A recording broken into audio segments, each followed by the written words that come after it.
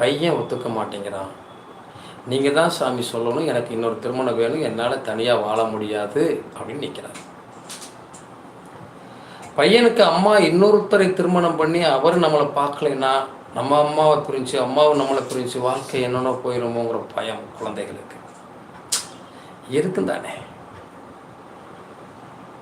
இருவரையும் சமாதானப்படுத்தி சரியான ஆளை தேர்ந்தெடுத்து திருமணம் செய்து கொள்ளுங்கள் என்று சமாதானப்படுத்தி அனுப்பி வைத்தோம்.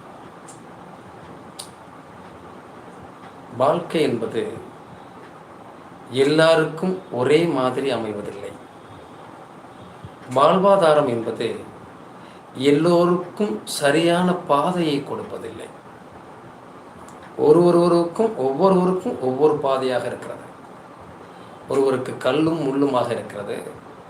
ஒருவர் கடந்து வரக்கூடிய பாதை நெருப்பை கடப்பதை போல இருக்கிறது. எவ்வளவு பெரிய வேதனை பாருங்கள். கடந்து வரும் பாதைகளில் கூட இவ்வளவு விஷயங்கள் இருந்தால் அவர்கள் எதை தாண்டுவது, எப்படி தாண்டுவது? வாழ்வாதாரம் பொருளாதாரத்தை விட மனித நேயமும் ஒருவரை ஒருவர் மதிப்பதும் தான் முக்கியமாக இந்த உலகத்தில் இருக்கு. கணவன் மனைவியை மதிப்பதும் மனைவி கணவனை மதிப்பதும் வாழ்வாதாரத்துக்கு ரொம்ப முக்கியம். இதை தாண்டிய உறவு ஒன்று இருக்கு, அதுதான் மகிழ்ச்சி.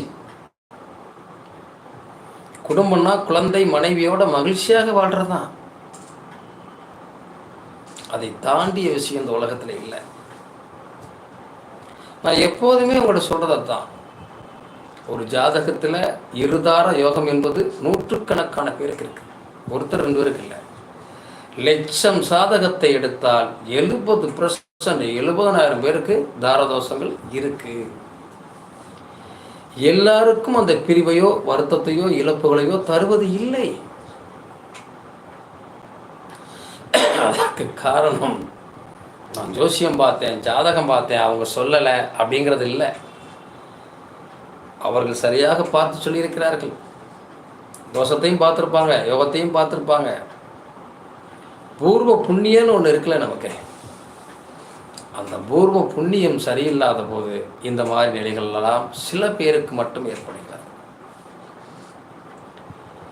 இதை புதுப்பித்து கொள்ள, இதை சரியாக்கி கொள்ள, சரியான பாதையை நோக்கி பயணிக்க அடிக்கடி குலதெய்வ வழிபாடு உங்கள் வாழ்க்கையை மேம்படுத்தும்.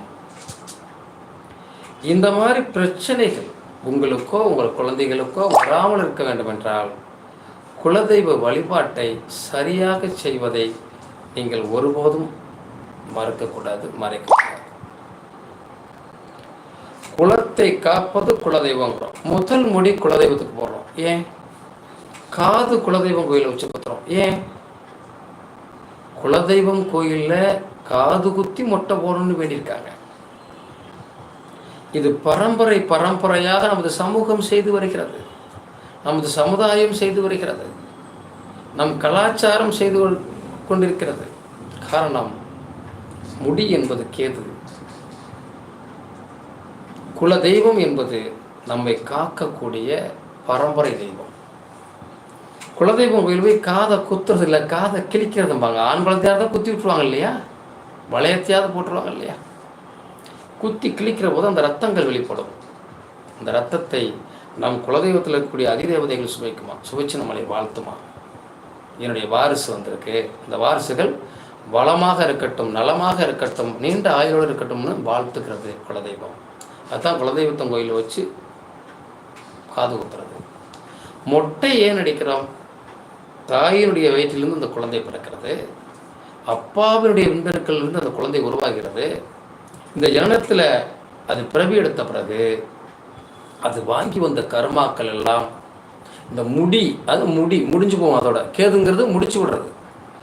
கர்மாக்களை எல்லாம் இதையோடு முடிச்சு விடு, எங்கள் குழந்தைகளை மகிழ்ச்சியாக வாழவை அப்படிங்கிறதுக்காக குலதெய்வம் கோயிலில் வச்சு மொட்டை அடித்து முடிச்சு விட்ருது. இந்த கர்மா அதெல்லாம் போட்டோம்.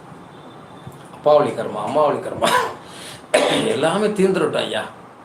காதையும் குத்தியாச்சு, பொங்கலை வச்சாச்சு, குலசாமியை கும்பிட்டாச்சு. இனிமேல் என் பிள்ளைகளும் நாங்களும் நீண்ட ஆயுளோடு மகிழ்ச்சியாக வாழ எனக்கு அருள் புரிகிறோம்.